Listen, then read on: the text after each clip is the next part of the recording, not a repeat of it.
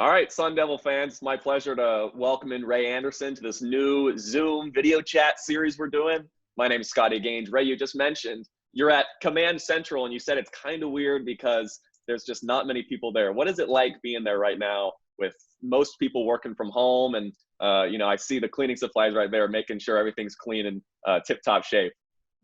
Well, it's bizarre, very frankly, because my office overlooks the stadium and then into the mountains, and it is deserted, and there are only a handful of us here. Gene Boyd next door, sometimes Ken Lanfear and Frank Farrar, and Mike Chismar, but we're in various corners of a very large floor plate, so. It's weird having this place. This place is a ghost town campus, very frankly, like a lot of places, frankly, should be.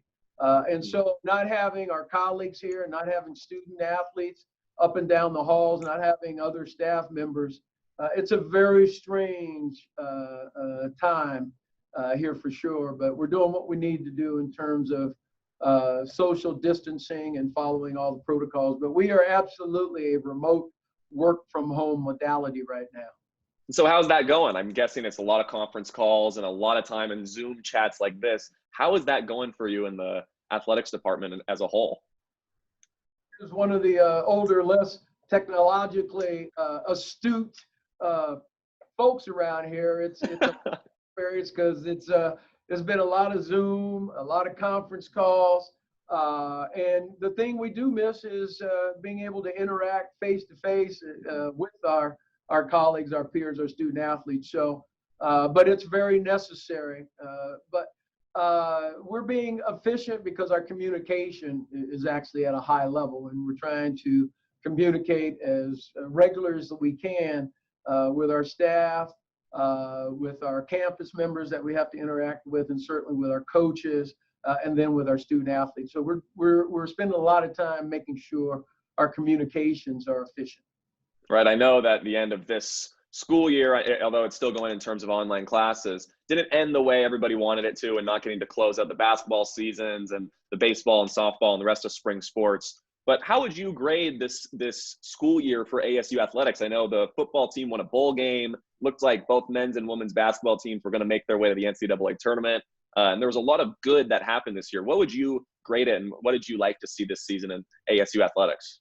Well, I'm always looking for continued improvement, and I think across the board in our sports, we were showing tremendous improvement, and not just in football. And I think men's basketball and women's basketball was solid again, but in wrestling, cross was off to a strong start.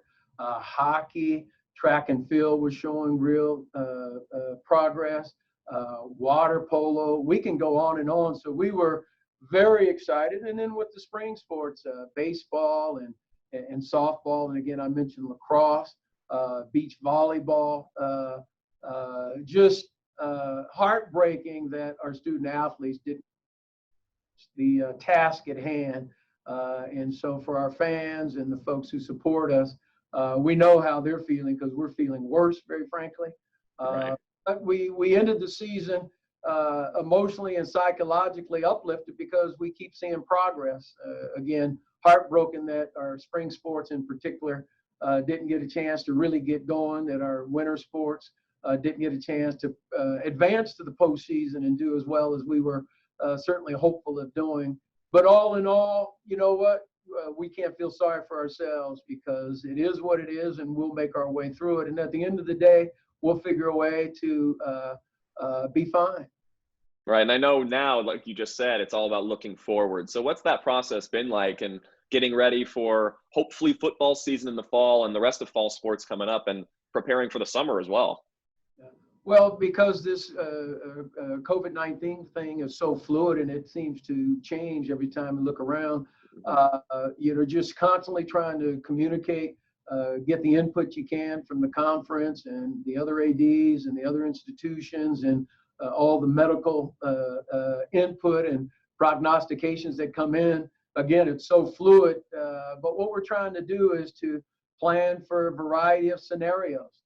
And it's not just football, it's all the fall sports at this point, because, we play volleyball and we play track and field and cross country and Right. soccer in the fall. So trying to say, okay, depending on what the situation is, what do we do if we can come back in June? If we can come back in the 1st of July, mid-July, August, what if we have to envision not reporting to school as opening our institution? What do we do in that situation? So you're dealing with a lot of unknown, but you're trying to project various scenarios as to how you would respond. And so we're going through that process now. And I'm guessing, kind of like you said, every single day that response seems to have to change a little bit, just because there's so much change in every single day. How have the coaches and how have you been able to interact with the student athletes when a lot of them have gone home, or at the most part haven't been at the facilities at all? Well, we talked about it. This Zoom technology is certainly with the coaches. And just this week, we had a second all student athletes Zoom call-in ability. Not everyone is able to do it because they're scattered all over, but we had 65, 70 of our student athletes who participated in the Zoom call, where we talked about the various things that were going on, giving them updates as to eligibility and what you could do workout-wise, what you could do in terms of virtual interactions with your coaches. And then we posted that on our website, because we did record it so that then we could push it out to all of our student athletes. So that's the methodology right now, able to do that much more regularly with the coaches and other staff, because there's just not as many and we know more precisely where they are. But that's how we're doing it. We're doing it through these technologies that we're utilizing right now. It is just such a crazy time. It really is. I'm wondering, for you, and being the athletic director for ASU, what's the biggest challenge that's approached you and come to you in this entire process in the past couple of weeks? Just being able to take the new information, as fluid as it is and as it changes, and trying to make sense of it, and then effectively communicating to our stakeholders so that whatever we have in terms of information, we try to communicate it and get it to our stakeholders, primarily our student athletes, our coaches, our support staff, as quickly as we can, even if it's not as precise as you would like. What we have, we're trying to share so that people can be informed. We're trying to be as transparent as we can. And doing that in a timely fashion is important, but that's also some of the challenge, because people are spread out. As technologically advanced as we are, you still have to take time to set these things up and get them noticed so that people can participate. So that's been a little challenging, but I think under the circumstances, ASU has done a very good job of this. Yeah, and I know that there's been lots of decisions that perhaps were made that I know you at the beginning of the season probably didn't want to make, in suspending Pac-12 play for the rest of the season, and the March Madness tournament's not happening. How closely of a role did you play with the conference and with the NCAA and making decisions like that, and making decisions that might have to be made in the near future? I like to think that my voice is heard. I certainly don't hesitate to speak up when I think I have something pertinent to say. My experience at the National Football League as the head of football operations has certainly given me maybe more insight than others, because we went through, at the NFL level, we went through Katrina as an example. I was involved in the NFL when we went through 9/11, in terms of being a voice that some folks thought was at least worth listening to, in terms of how do we respond to various things. And so I think some of that experience helped me at least have some input in terms of how we should approach this, some of the decisions we've made. I take pride in the fact that at the Pac-12, I'm the lead athletic director in terms of the football operations and input in the things we try to talk about as a group.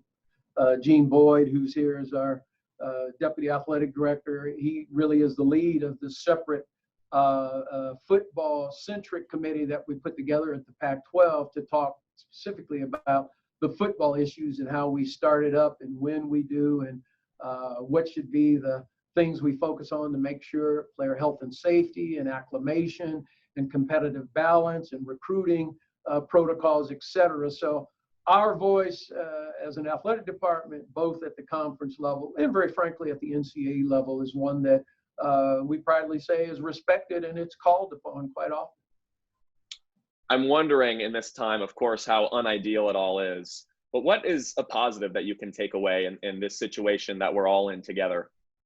I think in difficult times and sometimes in times of chaos, there really are opportunities to stop, reflect, think, force yourself to be creative and innovative in how you're going to deal with challenging circumstances. And so I think amongst all this stuff, are opportunities to figure out how do you make yourself better? How do you get more efficient?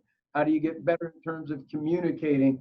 How do you reflect? Are you able to reset and pause yourself and then really remind yourself of how, very frankly, comparatively lucky and blessed we are? Take that and figure out how do you get better going forward amongst the uncertain challenges. And so I think there are opportunities in this weird time as well. Yep. Well said, Ray. Thank you so much for the time. Thank you for all the work you're doing right now. I know it's still a work in progress, but I know everybody appreciates everything that's going on. So stay safe, stay healthy. Really appreciate you. Sun Devil Nation is a special place. There are a lot of folks who are committed to our success, and we appreciate it.